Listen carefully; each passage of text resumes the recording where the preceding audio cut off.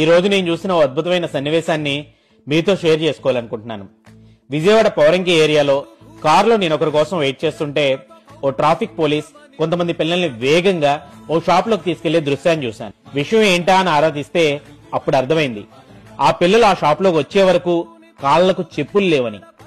బయట ఓ రేంజ్ లో ఎండ మండుతుంది, కాళ్ళు కాలుతున్నాయి.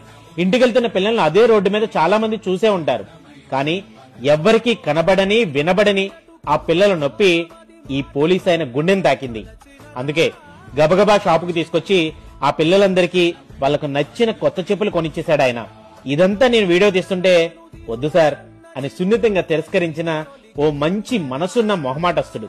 అప్పటి వరకు ఎండలో ఎర్రబారిన వాళ్ల పాదాలంకు చూస్తూ ఓ చిన్నపాటి బాధ, అవే కాళ్లకు కొత్త చెప్పులు చూస్తూ సన్నటి చిరునవ్వు ఒకేసారి గమనించాను ఆ పోలీస్ బాబాయ్ ముఖంలో. కొత్త చెప్పులు వేసుకుని చట్టాపట్టాలేసుకుంటూ గంతులేస్తున్న ఆ పిల్లలకు టాటా చెప్పి మురిసిపోయాడు. సాయం చేయాలంటే ఉండాల్సింది డబ్బు కాదు, స్పందించే గుణం అని మరోసారి నిరూపించాడు ఈ రియల్ హీరో. పెనమలూరు ట్రాఫిక్ విభాగంలో పనిచేస్తుంటారట ఈ సార్. ఈయన పేరు చెప్పలేదు కదా, వెంకటరత్నం. శభాష్ బాబాయ్, you are a real hero.